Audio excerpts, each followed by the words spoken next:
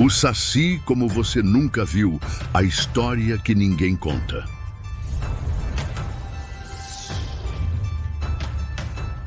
A fazenda e a solidão. Eu cresci numa fazenda isolada, encravada no coração do interior de Minas Gerais, cercada por uma mata densa e antiga, que parecia guardar segredos sussurrados pelo vento. Aquelas terras, herdadas de gerações passadas, tinham mais história do que eu podia compreender na minha infância. A casa onde cresci era uma construção rústica, feita de madeira escura, coberta por telhas de barro que estalavam ao menor calor. As janelas eram altas e estreitas, com portinholas que batiam sozinhas nas noites de vento. O piso, de tábuas largas e gastas pelo tempo, rangia a cada passo como se reclamasse da solidão. Havia algo naquela casa, algo que me observava desde pequeno. Eu não sabia nomear, mas sentia. O silêncio ali nunca era silêncio de verdade. Sempre havia um som ao fundo, o farfalhar das folhas, o canto estranho dos bichos da mata, o bater seco de galhos, mesmo sem vento. Quando criança, achava que era coisa da minha imaginação. Mas depois que meus pais morreram num acidente de estrada, herdei tudo aquilo. A terra, os animais, a casa e o silêncio. Um silêncio que ganhou peso. A rotina me segurava de pé. Alimentar as galinhas, trocar a água do gado, varrer o terreiro, consertar as cercas. Mas as noites eram longas demais. O tempo parecia dobrar depois do pôr do sol. A luz do lampião dançava nas paredes e criava sombras que pareciam se mover sozinhas. Comecei a ouvir passos quando não havia ninguém, sentir olhares mesmo com a casa trancada. O som dos grilos virava um zumbido distante, abafado por algo mais profundo. Um vazio que me rodeava. No início, culpei a solidão. Achei que era o isolamento mexendo com minha cabeça. Comecei a perder o apetite, dormia mal e às vezes acordava no meio da madrugada sem saber se estava acordado ou sonhando. Durante semanas, ignorei esses sinais, me convencendo de que era só o luto me confundindo. Mas aquele ano era seco, o chão rachava sob os pés, as folhas crispavam nas árvores e até os pássaros tinham calado seus cantos. Foi então que tudo começou, não com gritos ou assombrações, mas com algo aparentemente banal. Um redemoinho no terreiro. Parecia coisa comum, coisa da natureza, mas não era. Aquele redemoinho, aquele giro de poeira no meio do nada, foi o primeiro aviso de que algo muito antigo e travesso tinha decidido brincar comigo. O primeiro sinal, o redemoinho, era uma daquelas tardes em que o calor parece grudar na pele como cola quente. O céu tingido de laranja parecia derreter no horizonte e o ar ondulava como miragem de deserto. Eu me sentei no alpendre com uma caneca d'água, tentando enganar a secura da boca quando vi. Primeiro, uma leve poeira se levantou do chão duro do terreiro. Achei que fosse só o vento, mas não era. Aquilo crescia, rodava, ganhava força. Um redemoinho, pequeno no começo, mas agressivo. Girava no centro exato do terreiro, como se tivesse escolhido aquele lugar. As galinhas correram para dentro do galinheiro, cacarejando como se tivessem visto o diabo. Os cachorros, geralmente valentes, começaram a latir com raiva, mas não avançaram. Recuaram. Um deles, o mais velho, se escondeu embaixo do carro de boi e começou a gemer. O redemoinho girava rápido, puxando terra, folhas secas, pedaços de palha, até uma latinha velha foi sugada para dentro. Fiquei parado, vidrado, sem coragem de levantar. Era como se tivesse hipnotizado. A poeira rodava como se fosse viva. E quando finalmente parou, deixou no chão um círculo marcado, mais escuro, como se tivesse sido queimado. E no ar, um cheiro estranho. Quente, úmido, com um toque de enxofre, mas também umidade de mata. Aquele cheiro de chão molhado. Só que não chovia há semanas. Nada fazia sentido. À noite a casa parecia menor. As paredes apertavam. E os sons da noite eram mais altos. A mata parecia sussurrar, como se estivesse conspirando.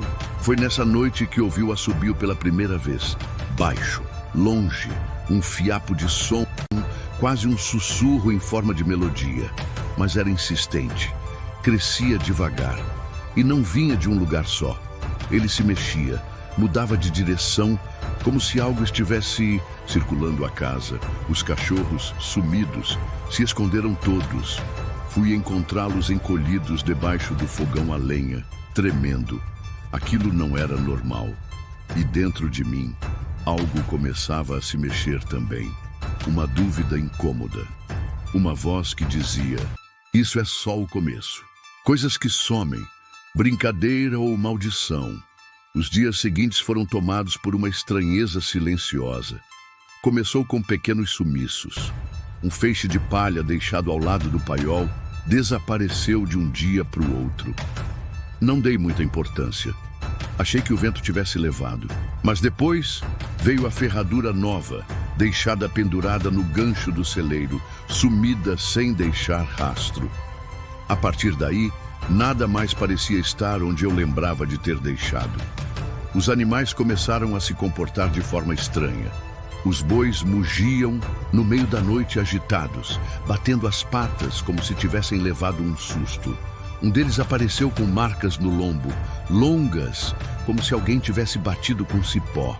Meu cavalo, o Fumaça, que sempre foi manso, estava suado numa manhã, com os olhos arregalados e as patas tremendo.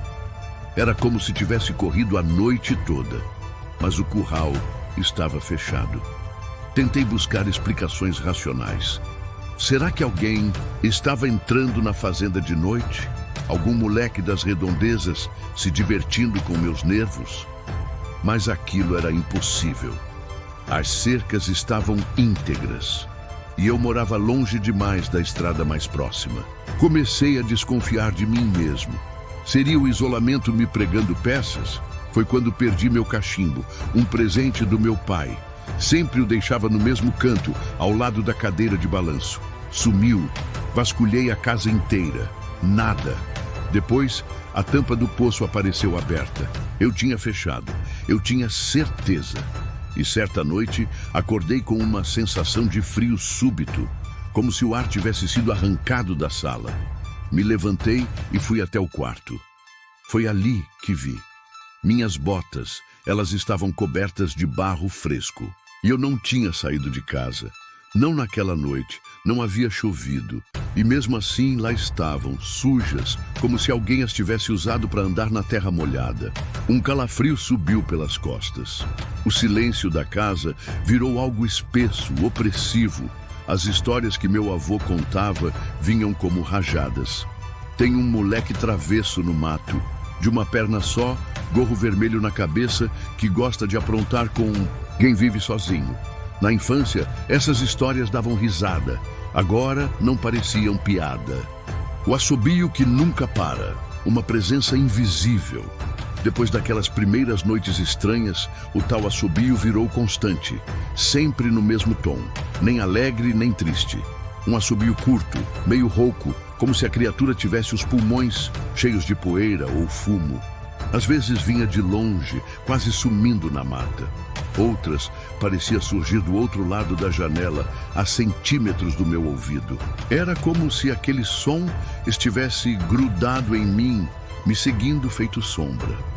Tentei ignorar. Pensei em colocar música, barulho, qualquer coisa. Mas o assobio passava por cima de tudo. Bastava o silêncio da madrugada cair, e lá estava ele. Minha mente começou a pregar peças. Eu achava que ouvia passos leves no forro de madeira da casa, ou o som de folhas sendo pisadas lá fora. Um rangido no assoalho, uma porta abrindo por conta própria. Tudo parecia querer me lembrar. Você não está sozinho. Comecei a fechar tudo com tranca dupla. Reforcei janelas, coloquei ferro no alçapão do sótão, até crucifixo pendurei na porta, igual fazia minha avó. mas nada adiantava. O assobio atravessava parede, telhado, alma. Em uma das noites, o assobio mudou. Ficou mais ritmado, como se me chamasse. 3 notas, pausa. 3 notas de novo. Era quase uma senha. E foi nessa noite que eu vi pela primeira vez a sombra. Não era uma pessoa, não era um bicho.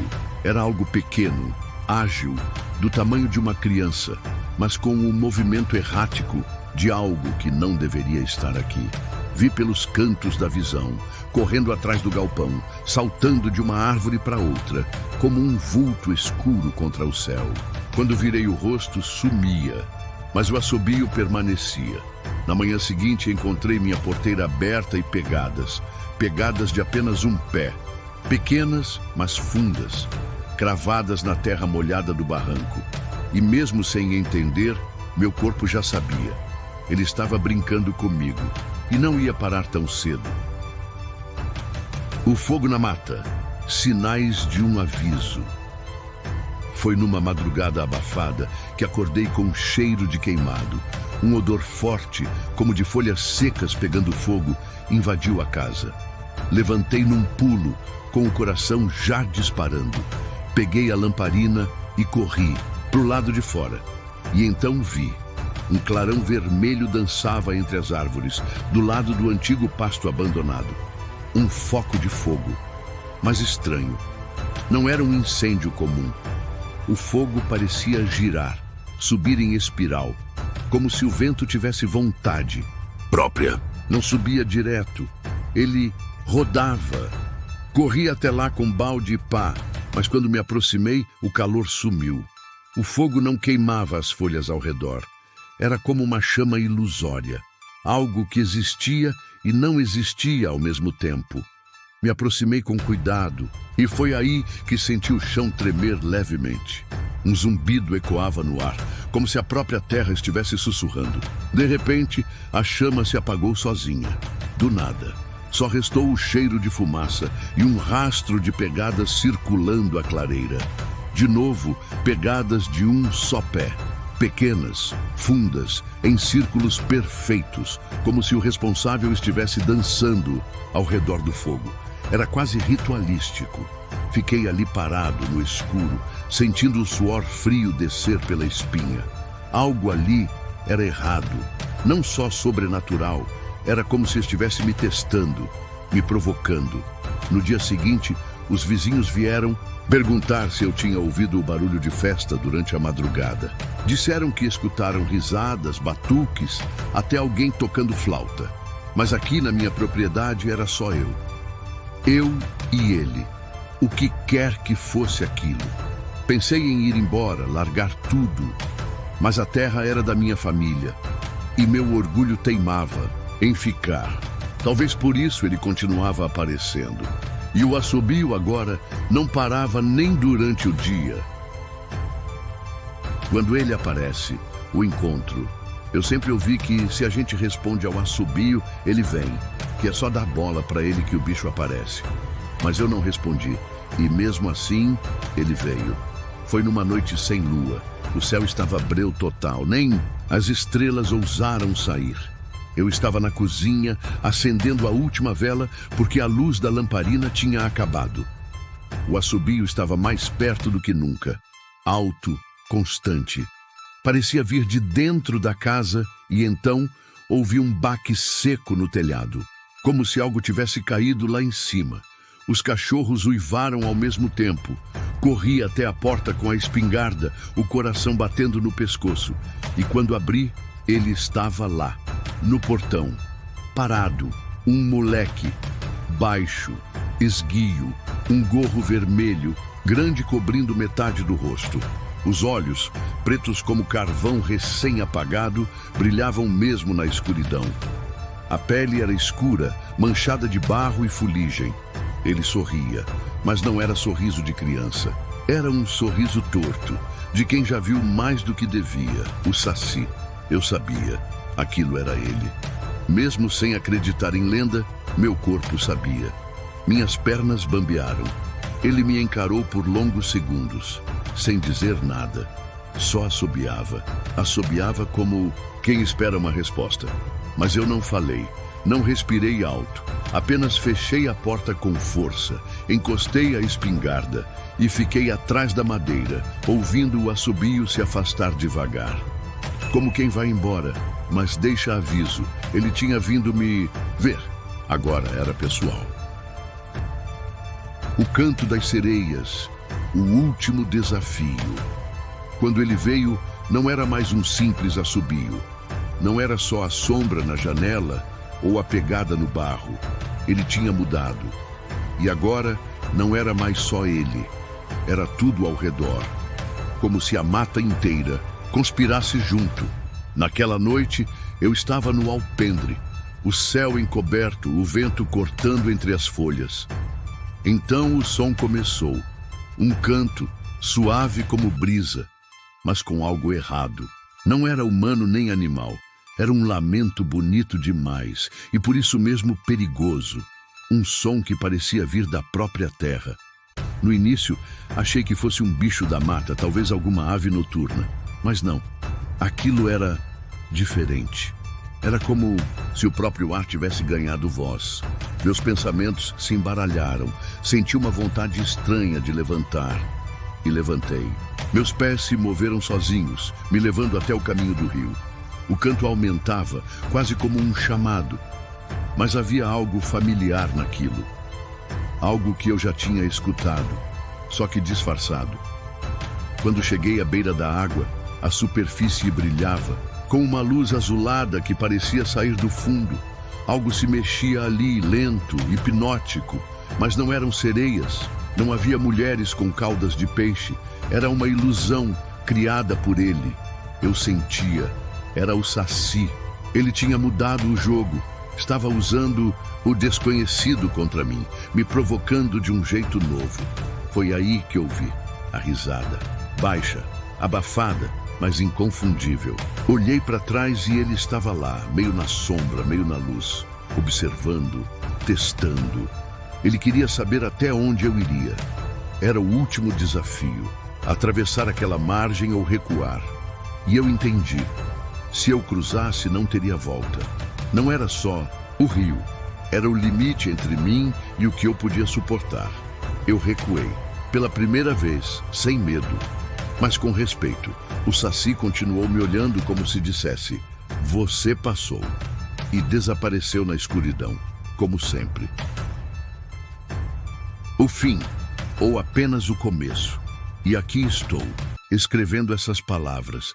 Às vezes me pergunto se o que vivi foi real, ou se tudo não passou de um delírio causado pelo medo, pela solidão ou pela própria loucura. Mas as pegadas estão aqui. O cheiro de queimado. O canto que ainda ecoa, até hoje, nas minhas noites mais silenciosas. Às vezes, quando o vento sopra, posso ouvir aquele assobio no fundo da minha mente. A verdade é que, depois daquela noite, nada foi o mesmo. Eu fui embora de lá. Deixei a terra dos meus pais e mudei para a cidade. Mas algo me acompanha. E por mais que eu tente negar, sei que ele ainda está por aí, nos cantos mais escuros da mata. Ele nunca vai me esquecer. No fim das contas, quem é o verdadeiro responsável por tudo isso? O Saci? Ou fui eu que, sem querer, criei uma ligação com ele? Porque há algo em mim que diz que ele não é apenas uma lenda, nem uma simples brincadeira. Ele é real. E por mais que eu tenha tentado fugir, ele sempre vai estar lá, nas sombras da floresta, esperando pelo momento certo. A pergunta agora é: será que um dia eu estarei realmente livre? Ou o Saci, assim como as sombras, nunca vai deixar meu caminho? Talvez eu esteja apenas começando a entender o preço de brincar com as coisas que não conseguimos ver. Talvez ele tenha vindo para me ensinar que o sobrenatural não está em um mundo distante, mas está bem perto, está dentro de nós, em cada sombra, em cada canto, em cada história que contamos. E se você me perguntar: você viu o Saci ou foi tudo um pesadelo? Eu vou responder com um sorriso nervoso, Porque a verdade é que, no fundo, eu sei a resposta. O Saci existe, e ele está em cada história que você escuta. Ele está em você. Ele sempre esteve.